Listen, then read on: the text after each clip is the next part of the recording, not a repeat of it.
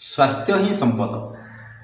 आमे जदि स्वास्थ्यर ठीक भाव में जत्न नवा ताहले निरोगी रही परिबा। सेथिपई सरकार आरंभ करछंती आयुष्मान आरोग्य सेवा शिविर।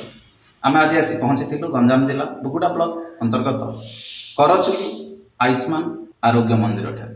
तो एठी आज सकाल सकाल आरंभ हो जाइछि आयुष्मान सेवा शिविर। ताहले चलंतु देखिबा कोभली भाव में एठी रोगी माने सेवा पाउछंती।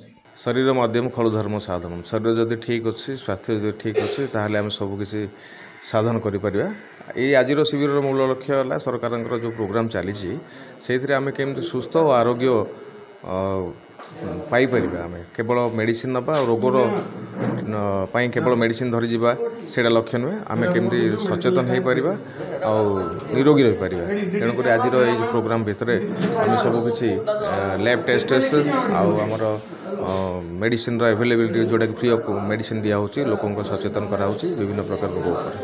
आम तो गुड़ाई सचेतनता कार्यक्रम सब जहाँ चली एवं तो आमर चलता फाइल 4 नाइट आमर आशा दीदी मैंने हेल्थ वर्कर्स मैंने जो मैंने अच्छा वेल ट्रेन्ड और से मैंने डोर टू डोर जाकि लोक मानक मेडिसिन खुआई आसुँच। तथापि भी जदि मेडिसिन लोक मैंने खाईपार माने खाऊ ना ताहले से निहाती भाव गोटे सचेतनतार अभाव आउ दुख लगे सरकार एत सुंदर सुंदर प्रोग्राम जाक आजिकल लोक सचेतनता अभाव सेटार फायदा उठे पारना।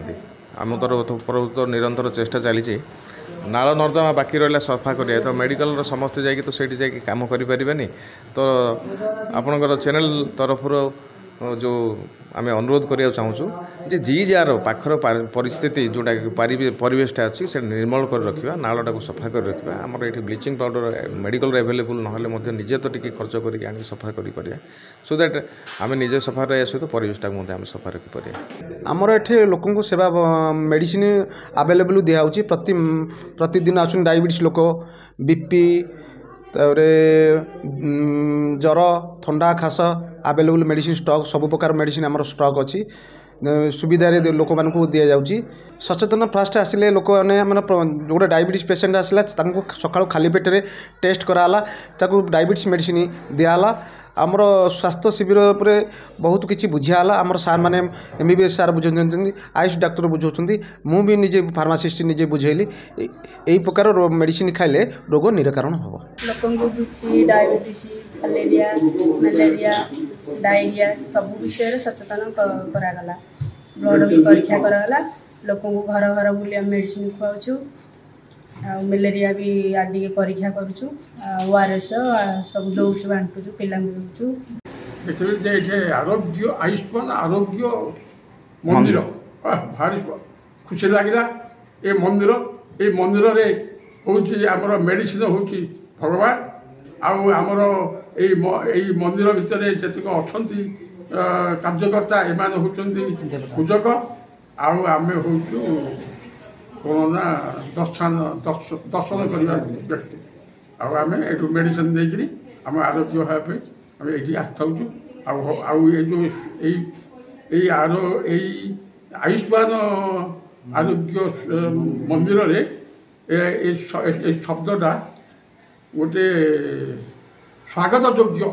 जो स्वास्थ्य शिविर होता स्वास्थ्य शिविर को मुझे देखिली बहुत लोग आसते ये चिकित्सा आउ शिविर ये जो करचुली प्राथमिक स्वास्थ्य केन्द्र जो स्टाफ माने मैंने बहुत सहयोग करते लोक भी बहुत उपकृत होती सरकार मागणा औषध द्वारा भी उपकृत होती रक्त परीक्षा मलमूत्र से परीक्षा कर सुविधा अच्छी एपाई आम बहुत खुशी आम जहाँकि डॉक्टर एवं उपस्थित विभिन्न अधिकारी एवं आसथिबा रोगी मान जहाँ प्रतिक्रिया शुणुते डॉक्टर माने ये जो आयुष्मान आरोग्य सेवा शिविर माध्यम लोक मानक विभिन्न रोगर सचेतन विषय से सचेतन करते कोभली भाव में गोटे रोग हवा पूर्व ता देहर आम सतर्क रहा।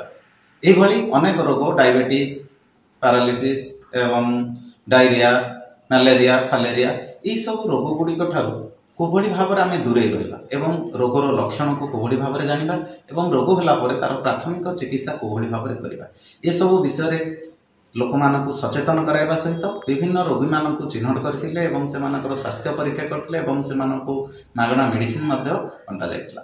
ଏବଂ ସେମାନେ ଯାହାକି ଡକ୍ଟର ପ୍ରତିକ୍ରିୟା ଦେଉଥିଲେ ଯେ ଲୋକମାନେ ଯେଉଁ ପର୍ଯ୍ୟନ୍ତ ସଚେତନ ନ ହେବେ ଏଭଳି ଭାବରେ ମ୍ୟାଲେରିଆ ଫ୍ୟାଲେରିଆ ବ୍ୟାପିବ। ତେଣୁ ପ୍ରଥମେ ତ ଆମେ ପ୍ରତ୍ୟେକ ବ୍ୟକ୍ତି ଏଇ ଯେଉଁ ମ୍ୟାଲେରିଆ ଫ୍ୟାଲେରିଆ ଏବଂ ବିଭିନ୍ନ ପ୍ରକାର ସଂକ୍ରମଣ ରୋଗ ରହିଛି ତାର କାରଣ ବିଷୟରେ ଆଗ ଜାଣିବାକୁ ପଡ଼ିବ ଏବଂ ସେଥିରୁ କିଭଳି ଭାବରେ ଆମେ ସତର୍କ ରହିବା। ସତର୍କ ରହିଲେ ରୋଗଠାରୁ ଆମେ ଦୂରେଇ ରହିପାରିବା। ଯେପରିକି ଯେଉଁ କୈଶୋର ଅବସ୍ଥାରେ ବିଭିନ୍ନ ପ୍ରକାର ଯେଉଁ ମାଦକ ଦ୍ରବ୍ୟର ସେବନ ଏବଂ ବିଭିନ୍ନ ପ୍ରକାର କୁସଙ୍ଗ ଏସବୁ ଦ୍ୱାରା ବିଭିନ୍ନ ରୋଗାଗ୍ରସ୍ତ ହୋଇଥାନ୍ତି। ତ ସେଥିପାଇଁ ମଧ୍ୟ ସେମାନେ ଉପଦେଶ ଦେଇଥିଲେ ଏବଂ ପ୍ରତ୍ୟେକ ଦିନ ଜୀବନରେ ଯୋଗାଭ୍ୟାସ ଏହା କରିବା ଦ୍ୱାରା ସ୍ୱାସ୍ଥ୍ୟରେ ଉନ୍ନତି ଘଟିବ ଏବଂ ଆମେ ସ୍ୱାସ୍ଥ୍ୟବାନ ହୋଇପାରିବା। ତ ଦେଖାଯାଉ ଆଗାମୀ ଦିନରେ ଏଇ ଯେଉଁ ଆରୋଗ୍ୟ ସେବା ଶିବିର ରହିଛି ଏହି ମାଧ୍ୟମରେ ଯେଉଁ ଲୋକମାନଙ୍କୁ ସଚେତନ କରାଯାଉଛି ଲୋକମାନେ କେତେ ଦୂର ଏହି ମାଧ୍ୟମରେ ସଚେତନ ହେଉଛନ୍ତି ଏବଂ ଆଗାମୀ ଦିନରେ ଏଇ ଯେଉଁ ରହିଛି ଆମର ଆରୋଗ୍ୟ ସେବା ଶିବିର ଏବଂ ଏଇ ଯେଉଁ କରଚୁଲି ସେବା ମନ୍ଦିର ରହିଛି ଏହି ମାଧ୍ୟମରେ କିଭଳି ଭାବରେ ଉପକୃତ ହେଉଛନ୍ତି। ଗଞ୍ଜାମ ବୁଗୁଡ଼ାରୁ ପୂର୍ଣ୍ଣଚନ୍ଦ୍ର ବାରିକ, ଫୋକସ୍ ପ୍ଲସ୍।